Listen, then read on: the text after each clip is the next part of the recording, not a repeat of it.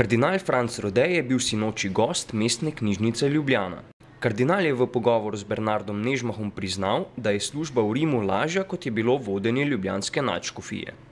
V tem smislu, da je ta služba, ki jo imam v Rimu, že torej 7. leto, 8. leto teče, lažja kot biti nadškof v Ljubljani.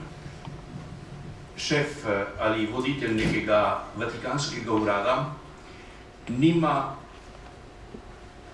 dolžnosti, niti kompetence, da rešuje neposredno konkretne probleme življenja in oseb.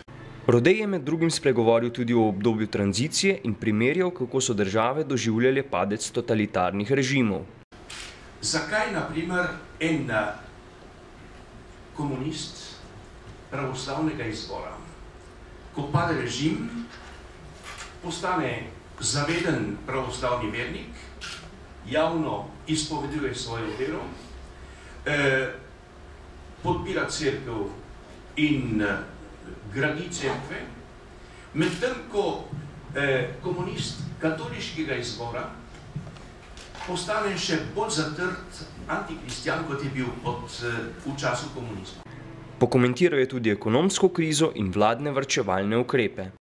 Mislim, da je ta kriza ne samo ekonomska, je tudi moralna kriza. In zdaj vprašanje je, če bo Evropa, govorimo o Evropi, če bo Evropa imela tisto moralno moč, notranjo moč, da bo to krizo prebrodila.